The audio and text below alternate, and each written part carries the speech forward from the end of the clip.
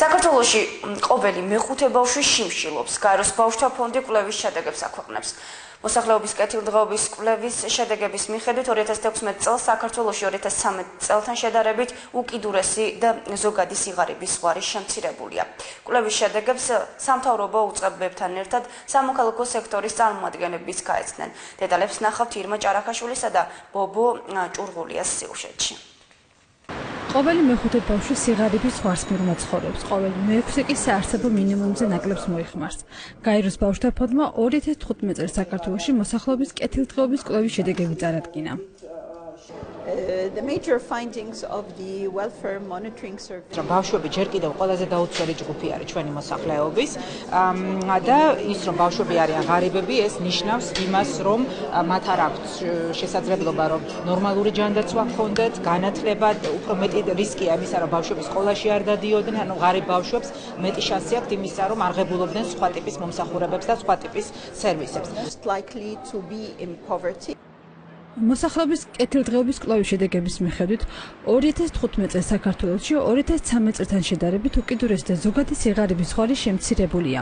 ბავშვიან ოჯახებში სიღარიბის მაჩვენებელი უფრო მაღალია ვიდრე უბავშვო ოჯახებში.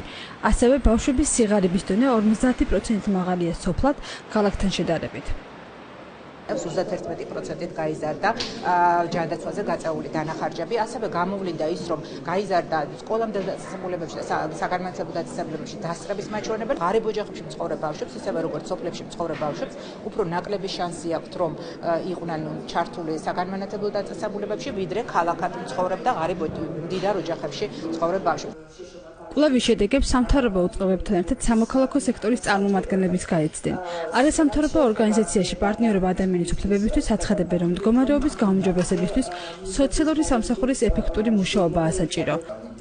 პირველ რიგში არის მისახედი ბავშვთა კეთილდღეობა სოციალური სამსახურის გაძლიერების კუთხით. საჭიროა ბავშვებისათვის სერვისები, ანუ როდესაც ვლინდება ღარიბი ბავშვი სოციალურ მუშაკმა, უნდა იცოდეს რა მიაწოდოს ამ ბავშვს. მარტო გამოვლენა არაფერს არ შორის.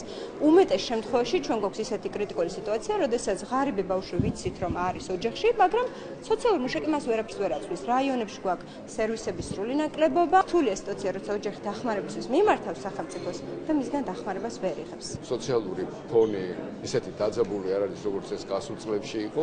ბუნებრივია ამას განაპირობებს სოციალური გასაცემლების ზრდა, რაც შეეხება უშუალოდ ბავშვებს, აქ უნდა გავითვალისწინოთ ის, რომ 2015 წლის გაზაფხულიდან პირველად გაჩნდა მიზნობრივი დახმარება, მიზნობრივი სოციალური დახმარება ბავშვებისათვის, რაც ასევე უდავოდ გარკვეულ გავლენას ახდენს ამ მაჩვენებლებზე.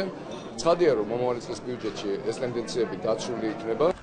იუნისეფი მოსახლეობის კეთილდღეობის კვლევას 2 წელიწადში ერთხელ ატარებს და დაკვირვებას ერთსა და იმავე ოჯახებზე ახორციელებს, რაც სიღარიბის მხრივ ქვეყანაში არსებული ტენდენციების გამოვლენას უწყობს ხელს. 2015 წელს იუნისეფმა სამომხმარებლო და სუბიექტური სიღარიბის, მატერიალური დეპრივაციისა და სოციალური უთანასწორობის მაჩვენებლები შეისწავლა. საქართველოს რეგიონული განვითარებისა და ინფრასტრუქტურის მინისტრის მოადგილის მოვალეობის